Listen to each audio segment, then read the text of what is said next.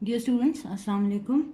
In our today's lecture, we will continue our discussion on accounting process. In the last lecture, we discussed what is accounting. Accounting is the systematic process of analyzing, recording, classifying, summarizing and interpreting financial information for decision making. यहाँ पे हम देखते हैं term financial information जो हम पहले भी discuss कर चुके हैं कि अकाउंटिंग डील करता है विद फाइनेंशियल इंफॉर्मेशन और इंफॉर्मेशन ऑफ मॉनेटरी नेचर। ऐसी कोई भी इंफॉर्मेशन बिजनेस की जो कि मॉनेटरी नेचर की हो, मतलब पैसों की बात हो, इसको हम फाइनेंशियल इंफॉर्मेशन कहते हैं। तो अकाउंटिंग प्रोसेस में ये फाइनेंशियल इंफॉर्मेशन रिकॉर्ड होती है। और ये क्यों रिकॉर्ड की जाती है? For purpose of decision making of different stakeholders. Different stakeholders को हमने डिस्कस किया था कि बिजनेस के साथ कुछ ऐसी इंटरेस्टेड पार्टीज इंडिविजुअल्स होते हैं who have certain interest in a business. उस इंटरेस्ट को फुलफिल करने के लिए बास टाइम इन स्टेक होल्डर्स को बिजनेस से रिलेटेड फाइनेंशियल इंफॉर्मेशन चाहिए होती है। तो अकाउंटिंग प्रोसेस क्या करता है? इस फाइनेंशियल इंफॉर्मेशन को रिकॉर्ड करता है और कम्युनिकेट करता है। But for recording purpose the first step in the accounting process is analysing और analysis of financial information. This is the first step of accounting process. जब फाइनेंशियल इंफॉर्मेशन एनालाइज हो जाता है, फिर उस इंफॉर्मेशन को इन द सेकेंड स्टेप हम क्या करते हैं? रिकॉर्ड करते हैं किसी खास फॉर्मेट में। The recorded data is then classified based on the similarities. This is the third step of accounting process. इस क्लासिफाइड डेटा की एक समरी क्रिएट की जाती है, समराइजेशन डेटा की होती है, और फिर ये इंफॉर्मेशन इंटरप्रेट कर दी जाती है या कम्युनिकेट कर दी जाती है with decision makers. This is the fifth step of accounting process. हम इन कमिंग लेक्चर्स में इस अकाउंटिंग प्रोसेस के स्टेप्स को वन बाय वन डिस्कस करेंगे। आज हमने first step of accounting study करना है, that is analysis of financial information. अब क्वेश्चन अराइज कि फाइनेंशियल इंफॉर्मेशन हमारे पास आती कहाँ से अकाउंटिंग प्रोसेस में? ये फाइनेंशियल इंफॉर्मेशन हमारे पास आती है from different financial transaction. Business की डिफरेंट फाइनेंशियल ट्रांजैक्शंस होती हैं। इन ट्रांजैक्शंस का डेटा हमारे पास मौजूद होता है, इंफॉर्मेशन हमारे पास मौजूद होती है। इन ट्रांजैक्शंस को देख के, इन ट्रांजैक्शंस का एनालिसिस करके हम आइडेंटिफाई करते हैं, देखते हैं, मालूम करते हैं कि कौन सी फाइनेंशियल इंफॉर्मेशन को अकाउंटिंग प्रोसेस में हमने रिकॉर्ड करना है। तो first step in the accounting process is analysis of financial information. याद रखिए, फाइनेंशियल इंफॉर्मेशन हमने जो प्रीवियस क्लास में डिफरेंट अकाउंट्स की बात की थी, 5 अकाउंट्स देखे थे। Account basically is the reserve term और reserve space for recording financial information. हमने बात की थी कि in accounting we have 5 types of accounts. सबसे पहले इसमें हमारे पास एसेट्स आते हैं, फिर लाइबिलिटीज होती हैं, फिर ओनर्स इक्विटी होती है। On the other hand we have revenues and expenses. ये 5 टाइप के फाइनेंशियल अकाउंट्स हैं जिनसे रिलेटेड इंफॉर्मेशन हमने अकाउंटिंग प्रोसेस में रिकॉर्ड करनी होती है। याद रखें, कोई भी बिजनेस की ट्रांजैक्शन हो, वो इन अकाउंट्स में से, इन 5 अकाउंट्स में से किसी एक या किसी 2 अकाउंट को ज़रूर इफेक्ट करती होगी। तो इन द एनालिसिस प्रोसेस हम यही देख रहे होते हैं कि due to the financial transaction in accounts पे क्या इफेक्ट पड़ा है। एसेट्स बिजनेस के कम हुए हैं कि ज़्यादा हुए हैं? क्या किसी फाइनेंशियल ट्रांजैक्शन से बिजनेस की लाइबिलिटीज़ कम हुई हैं या ज़्यादा हुई हैं? क्या ओनर्स इक्विटी पे कोई इफेक्ट आया है? क्या रेवेन्यूज़ कम ज़्यादा हुए हैं? क्या एक्सपेंसेस कम ज़्यादा हुए हैं? ये तमाम एनालिसिस हम करते हैं in the first step of accounting process.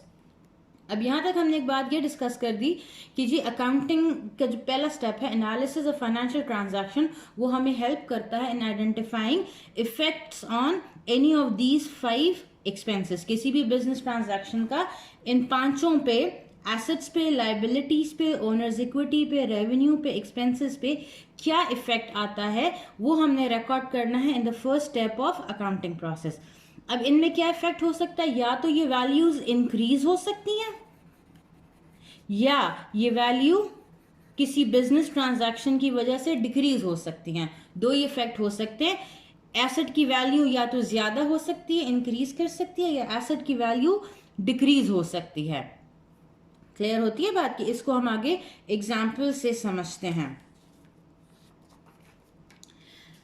Here we have an example जो कि हमें first step of accounting that is analysis of financial information को समझने में आसानी करेगी। हमारे पास एक एग्जांपल है बिजनेस की कि Jose car repair started operating on June 1st 2017। Following transactions occur during June. एक बिजनेस है जिसका नाम है जोस कार रिपेयर्स, ये बिजनेस का नाम है। इस बिजनेस ने अपना काम स्टार्ट किया है ऑन जून 1st 2017। हमारे पास इस जून के मंथ की बिजनेस की कुछ ट्रांजैक्शंस गिवन होंगी वन बाय वन। हमने उन ट्रांजैक्शंस को आज हम सीखेंगे इन ट्रांजैक्शंस का एनालिसिस करना, इन ट्रांजैक्शंस को कैसे एनालाइज किया जाता है। First transaction of 1st June is Jose invested $10,000 cash and invested equipment valued at $20,000 in business. 1st June को हमारे पास क्या बिजनेस ट्रांजैक्शन आई है कि जो बिजनेस का ओनर है, ये बिजनेस का ओनर है जो क्योंकि इसने इन्वेस्टमेंट की है बिजनेस में, तो जो इन्वेस्टर्स होते हैं वो बेसिकली बिजनेस के ओनर होते हैं। तो this person is basically owner. इसने क्या किया, इन्वेस्टेड 10,000 कैश। इस ओनर ने $10,000 का कैश इन्वेस्ट किया है। साथ ही साथ he also invested equipment. Equipment क्या होती है, मुख्तलिफ चीज़ें जो होम मशीनरीज वगैरह, इक्विपमेंट्स वगैरह, वो उसने इन्वेस्ट किए हैं जिनकी वैल्यू है 20,000। अब हमारे पास इस ट्रांजैक्शन से जो इंफॉर्मेशन हम एक्सट्रैक्ट करते हैं, वो पहली बात हमें ये पता चली कि जो ओनर है उसने कुछ कैश इन्वेस्ट किया है और उस ओनर ने साथ में 20,000 वर्थ के इक्विपमेंट भी इन्वेस्ट किए हैं। अब याद रखें हमारे पास 5 अकाउंट्स हैं, assets, liabilities, owner's equity, revenue and expenses।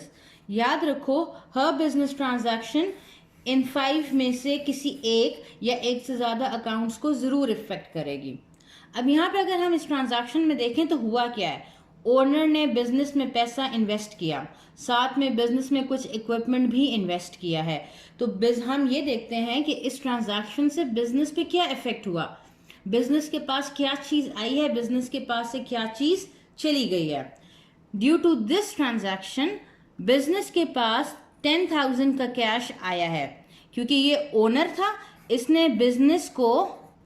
इस ओनर ने अपने बिजनेस को कैश दिया है, इस ओनर ने बिजनेस को कैश दिया है।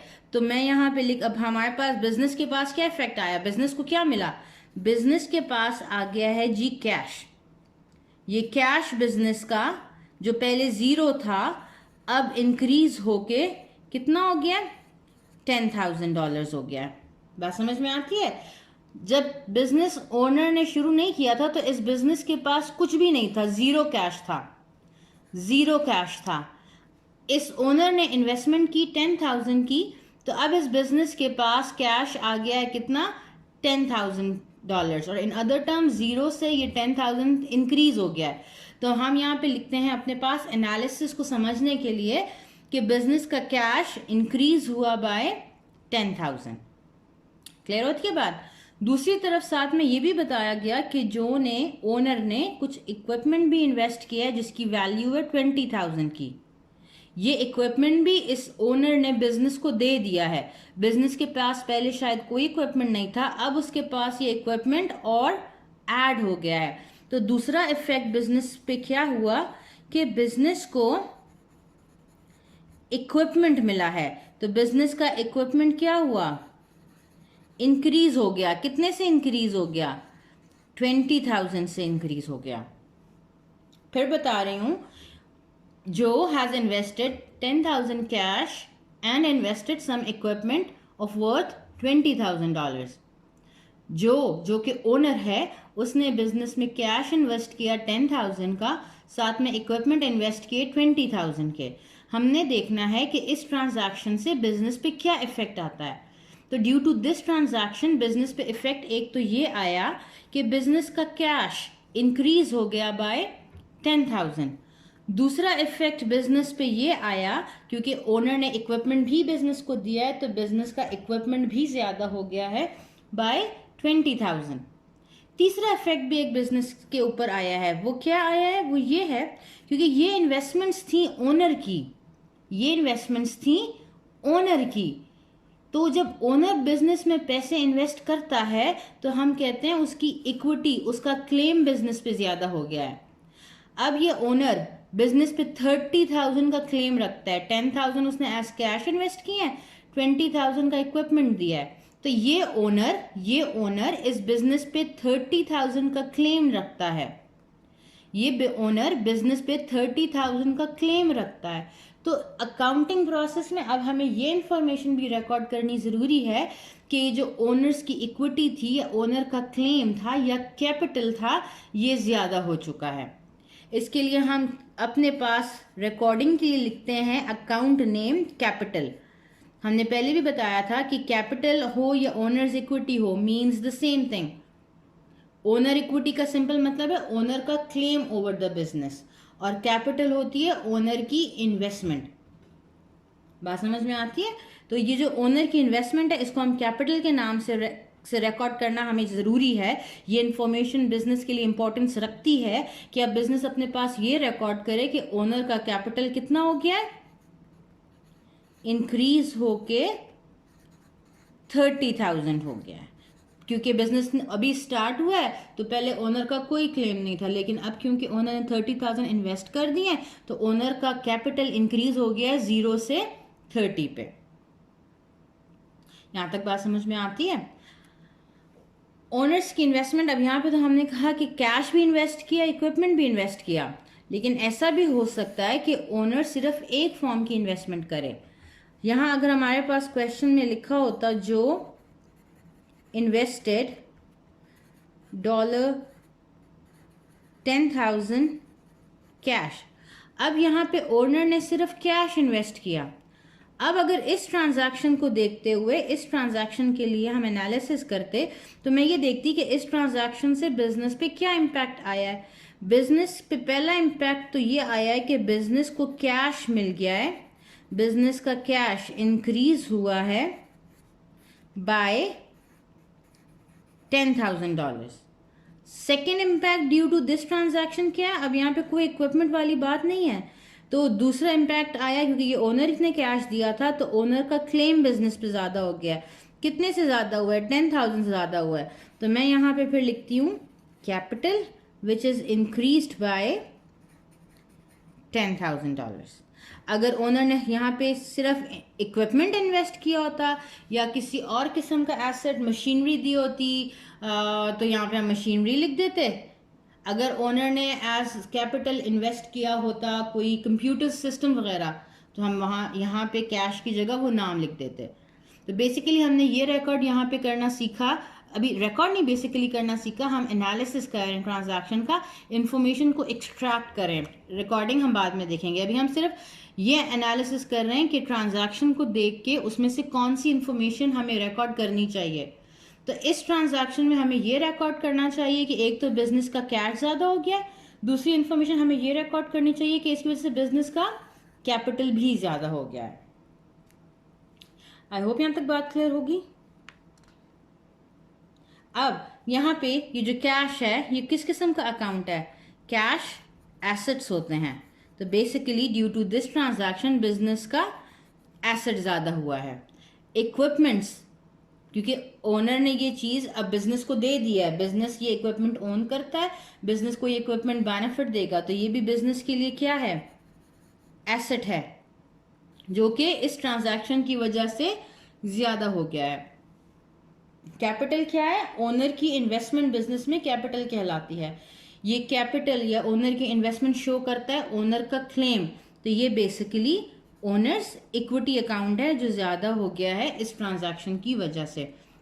तो हम देखते हैं कि due to the owner's investment in a business हमारे पास कुछ एसेट ज़्यादा होते हैं और ओनर्स इक्विटी ज़्यादा होती है। कौन सा एसेट ज़्यादा होगा? जिस फॉर्म में ओनर ने इन्वेस्टमेंट की होगी। ओनर ने कैश इन्वेस्ट किया तो बिजनेस का कैश ज़्यादा हो गया। ओनर ने इक्विपमेंट इन्वेस्ट किया तो बिजनेस का इक्विपमेंट ज़्यादा हो गया। अगर बिजनेस खाली कैश इन्वेस्ट करता तो सिर्फ कैश इंक्रीज होता। अगर बिजनेस कोई कंप्यूटर सिस्टम देता अपने बिजनेस को तो हम यहाँ पे लिखते कंप्यूटर सिस्टम्स इंक्रीज हो गए हैं बिजनेस के। अगर बिजनेस कोई मशीनरी इन्वेस्ट करता ओनर बिजनेस में तो हम कहते कि जी बिजनेस की मशीनरी इंक्रीज हो गई है। यहाँ तक बात समझ में आती है। और दूसरी तरफ हमारे पास क्या बिजनेस पे इफेक्ट पड़ा है, क्योंकि ये चीज़ें आई हैं ओनर की तरफ से, ये ओनर की इन्वेस्टमेंट है तो इनसे ओनर का कैपिटल भी इंक्रीज हो गया है। यहाँ तक बात समझ में आती है। आगे और कुछ ट्रांजैक्शंस का एनालिसिस देखते हैं। हमारे पास यहाँ पे एक और ट्रांजैक्शन है इसी बिजनेस की, जो अभी हम एग्जाम्पल कंटिन्यू वही कर रहे हैं। जो कार रिपेयर्स हैं उसकी 2 जून की ट्रांजैक्शन है कि business purchased equipment on cash $8,000।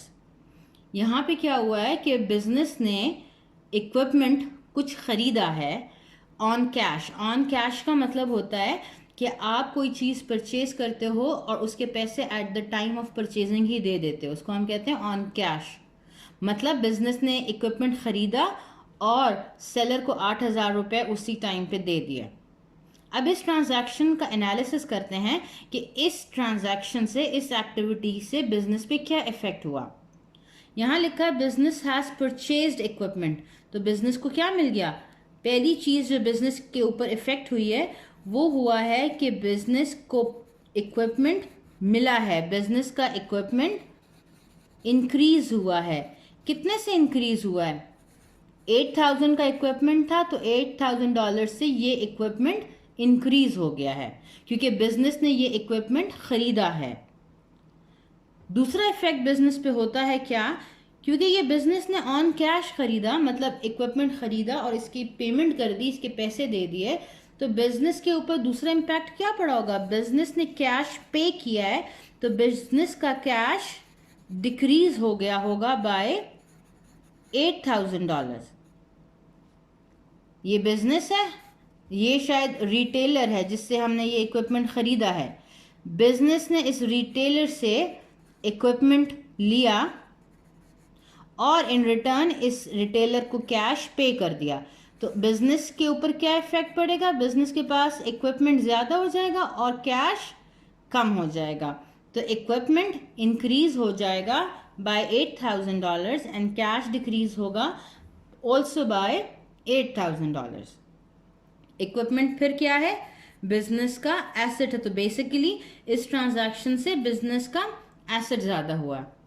Cash भी बिजनेस का एसेट है लेकिन ड्यू टू दिस ट्रांजैक्शन ये कैश डिक्रीज हुआ है, ये एसेट कम हुआ है। फिर से समझाती हूँ कि business has purchased equipment on cash $8,000। Business ने परचेज किया इक्विपमेंट, पे कर दिया कैश, तो बिजनेस का इक्विपमेंट इंक्रीज हो गया बाय $8,000 और क्योंकि कैश पे किया है तो कैश डिक्रीज हो जाएगा बाय $8,000। यही ट्रांजैक्शन एक और फॉर्म में भी हमारे पास आ सकती है। ट्रांजैक्शन कुछ इस तरह से लिखी हो, business purchased equipment on credit $8,000। अब यहाँ पे टर्म यूज हुआ ऑन क्रेडिट। ऑन क्रेडिट पे परचेजिंग करने का मतलब ये होता है कि हम कोई चीज़ सेलर से ख़रीद लेते हैं मगर उसको कैश पे नहीं करते। इंस्टेड ऑफ पेइंग कैश हम उस बंदे को रिटर्न या ओरल प्रॉमिस कर रहे होते हैं कि हम ये पेमेंट बाद में कर देंगे। बिजनेस ने रिटेलर से डीलिंग की, इक्विपमेंट रिसीव कर लिया, जो भी चीज़ खरीदी थी वो हमने ले लिया है, लेकिन वापस अभी हमने इसको कैश पे नहीं किया है, कैश की पेमेंट हमने नहीं की है। कैश अब पे नहीं किया लेकिन पे करना है। हम पेमेंट करेंगे ये कब? बाद की किसी डेट में हम पेमेंट करेंगे, बाद की किसी डेट में। तो basically the business is under an obligation to make this payment at a later date. Business is under obligation to make this payment, to pay this cash at some later date. तो वो obligation, वो compulsion business पे जो business को मजबूर करती हैं कि बिजनेस बाद में पे करे, बिजनेस ओ दीज पेमेंट्स, तो हम इनको क्या कहते हैं, ये बिजनेस की लाइबिलिटीज की कैटेगरी में आता है। इसका मतलब है इस सिचुएशन में जब बिजनेस पैसे फौरन पे नहीं कर रहा तो बिजनेस कर्जदार हो रहा है कि उसने बाद में पेमेंट करनी है। तो पहला इफेक्ट तो बिजनेस पे सेम आएगा एज अबव, कि बिजनेस के पास इक्विपमेंट इंक्रीज हो गया है बाय $8,000। दूसरा इफेक्ट यहां पे क्या आया है, अब क्योंकि बिजनेस ने पहली सिचुएशन की तरह कैश पे नहीं किया तो अब यहाँ पे कैश पे कोई इफेक्ट नहीं आएगा, कैश डिक्रीज नहीं होगा क्योंकि कैश तो हमने पे नहीं किया, अभी हमने सिर्फ प्रॉमिस किया है कि हम ये कैश बाद में पे कर देंगे। ठीक है, ये हमने प्रॉमिस किया है कि ये पेमेंट हम बाद में कर देंगे। तो अब बिजनेस पे लायबिलिटी हो रही है और लायबिलिटीज के लिए हम टर्म यूज करते हैं पेएबल का। इस किस्म की लायबिलिटी जहां पे हम किसी से कोई चीज खरीदें और पेमेंट हम उसकी बाद में करते हों, तो इसमें दो सिचुएशंस हो सकती हैं। एक तो होता है बास्टिंग बिजनेस कंटिन्यूसली वर्किंग में होता है तो उसकी जुबानी बात पे भी जो सेलर्स होते हैं वो यकीन कर लेते हैं। ठीक है ना, तो अगर ओरल प्रॉमिस किया गया है तो हम टर्म यूज करते हैं अकाउंट्स पेएबल का, हम टर्म यूज करते हैं अकाउंट्स पेएबल का। अगर किसी सिचुएशन में हमारे पास कोई रिटर्न एग्रीमेंट आता है, मतलब बिजनेस ने कोई चीज परचेज की और ट्रांजैक्शन में लिखा had signed some written agreement to make the payment, उस रिटर्न एग्रीमेंट की सिचुएशन में हम टर्म यूज करते हैं notes payable. Written agreement to make some future payment for a credit purchase, हम इसके लिए टर्म यूज करते हैं नोट्स पेएबल। जहां जुबानी बातचीत हुई है, अब जिस तरह इस ट्रांजैक्शन में नहीं लिखा कि इस बिजनेस ने आगे कोई एग्रीमेंट साइन किया था इस पेमेंट को बाद में करने का, सिर्फ लिखा ऑन क्रेडिट। मैं शायद शॉप पे जाऊं, किसी दुकान पे जाऊं, उससे कोई चीज़ खरीदूं और वो बंदा मुझे जानता है तो मैं उसको जुबानी कह के आ जाती हूँ कि मैं पेमेंट एक हफ्ते बाद कर लूंगी। अब ये ओरल एग्रीमेंट है between the seller and the purchaser, तो हम इसके लिए टर्म यूज करते हैं अकाउंट्स पेएबल का। ये पेएबल का लफ्ज शो करता है कि ये ऐसी अमाउंट है जो हमने बाद में पे करनी है। तो ये बेसिकली बिजनेस की लाइबिलिटीज होती हैं, लाइबिलिटी है। इस ट्रांजैक्शन से बिजनेस की लाइबिलिटी इंक्रीज हुई है बाय $8,000 क्योंकि बिजनेस ने इक्विपमेंट खरीदा है ऑन क्रेडिट, इक्विपमेंट खरीद लिया 8,000 का, मगर अब हमने ये 8,000 बाद में पे करने हैं। तो मुझे ये इन्फॉर्मेशन अपने पास रिकॉर्ड करनी चाहिए कि बिजनेस ने ये अमाउंट पे करनी है। इसको रिकॉर्ड करने के लिए अकाउंट नेम इस्तेमाल होता है accounts payable. Accounts payable oral agreement के लिए अकाउंट्स पेएबल, रिटर्न एग्रीमेंट के लिए नोट्स पेएबल। ये एक लाइबिलिटी है जो इंक्रीज हो गई है, ज्यादा हो गई है ड्यू टू दिस ट्रांजैक्शन, और यहाँ पे एसेट है जो इंक्रीज हुआ है ड्यू टू दिस ट्रांजैक्शन। यहां तक बात समझ में आती है। आगे एक थर्ड सिचुएशन हो सकती है परचेजिंग की केस में, जहां पे हमने इक्विपमेंट परचेज किया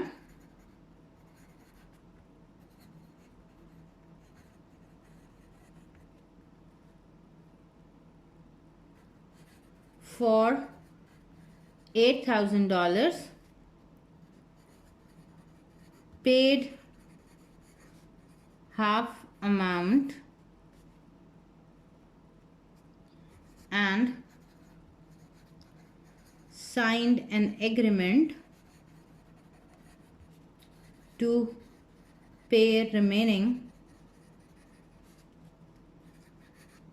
after 2 months।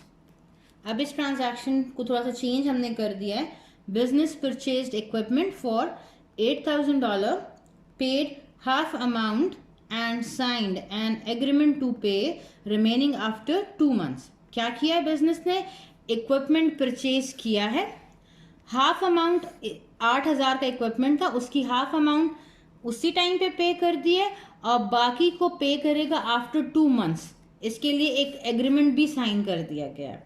अब यहाँ पे बिजनेस पे क्या इफेक्ट आया? पहली चीज तो सेम है, क्योंकि बिजनेस ने इक्विपमेंट खरीदा है, तो बिजनेस का इक्विपमेंट जो कि एक एसेट है ये इंक्रीज हो गया है बाय $8,000। मैंने इंक्रीज की जगह ये अपवर्ड एरो का साइन लगाया है। Upward arrow means increase and downward arrow will mean decrease. तो मैं शॉर्ट करने के लिए अपवर्ड का एरो का साइन और डाउनवर्ड एरो का साइन अब यूज करूंगी। सेकेंड इफेक्ट बिजनेस पे क्या पड़ा है? क्योंकि बिजनेस ने इसके लिए हाफ अमाउंट पे किया है, कैश पे किया है, तो दूसरा इफेक्ट हुआ कैश पे, जो कि एक एसेट है ये डिक्रीज हो गया, क्योंकि पेमेंट है। जब मैं किसी को पैसे पे करती हूँ मेरे पास से कैश कम हो जाता है, तो कैश जो कि एसेट था वो डिक्रीज हो गया। कितने से? 8,000 का इक्विपमेंट खरीदा था, उसमें से हाफ पेमेंट किया है, मतलब मैंने 4,000 पे किए हैं, तो 4,000 से मेरा कैश डिक्रीज हो जाएगा। तीसरा इफेक्ट क्या पड़ेगा बिजनेस पे? क्योंकि बिजनेस ने आधी अमाउंट पे कर दी, आधी बाद में पे करनी है, तो ये इन्फॉर्मेशन भी तो हमें रिकॉर्ड करनी चाहिए ना। ये इन्फॉर्मेशन भी तो इंपॉर्टेंस रखती है कि मैंने बाद में कितने पैसे पे करने हैं। ठीक है, तो जो बाद में पे करने होते हैं उनको हम कहते हैं पेबल। लेकिन ये किस किस्म का पेबल है? ये है नोट्स पेबल, क्योंकि यहाँ पे रिटन एग्रीमेंट की बात की है, साइन किया है बिजनेस ने। ये एक लायबिलिटी है जो इन ज्यादा हुई है लायबिलिटी बाय 4,000। पहले बिजनेस ने ये पेमेंट नहीं करनी थी, लेकिन अब इस ट्रांजैक्शन के बाद ये पेमेंट करनी है, तो लायबिलिटी इंक्रीज हो गई है बाय $4,000। यहां तक बात क्लियर होती है?